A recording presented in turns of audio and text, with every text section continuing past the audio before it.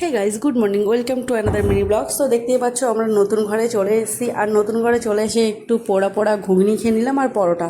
আর এখানে কিন্তু আজকের পাখিগুলোকে স্নান করানো হবে, কারণ প্রচণ্ড পরিমাণে গরম। তো সেই জন্য দুপুরবেলা কিন্তু দুষ্টু ওদেরকে হালকা হালকা জল দিয়ে স্নান করে নিচ্ছে। আর এখানে শিরোকে আজকে স্নানটা করিয়ে দেবে, কিন্তু দেখো এত রোদের মধ্যে হঠাৎ করে বৃষ্টি। কোথায় কোথায় বৃষ্টি হচ্ছে তোমরা অবশ্যই আমাকে কমেন্ট করে কিন্তু জানাবে। আর আমি কোথায় শিফট হয়েছি কি না হয়েছি তোমাদের অবশ্যই পরের একটা ব্লগে জানাবো। তো চলো এবার চলে যাই ঘরের মধ্যে কি করছে না করছে সেটা আমি দেখে নিই। কারণ নতুন ঘরে না আমার কোনো কিছুই মানে সেটিং লাগছে না, সব কিছু উল্টোপাল্টা হয়ে আছে। কোনটা কোন দিকে রাখবো না রাখবো কিছুই আমি মানে বুঝে উঠতে পারছি না। আর এখানে দেখো ওরা দুজনে এখানে বসে গেছে স্নান করবে বলে।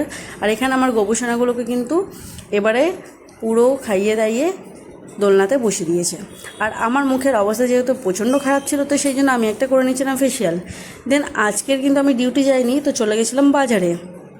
বাজার থেকে বাজার টাজার করে নিয়েছে আমি কিন্তু সব এখানে রেখে দিয়েছি। দুষ্টু আমার হাতে হাতে একটু হেল্প করে দিচ্ছে গোছানোর জন্য।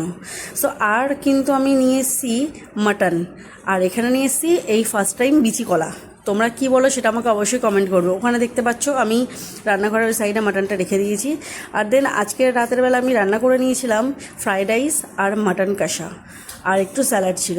আর এখানে শিরোকে আজকের অনেকদিন পরে মাটন খাওয়াচ্ছি। আর ওকে কিন্তু আমরা মাটন খুব একটা দিই না, ওকে ম্যাক্সিমাম সময় একটু চিকেন টিকেনই দেওয়া হয়। মাটনটা আমরাই মাঝে মাঝে একটু খাই।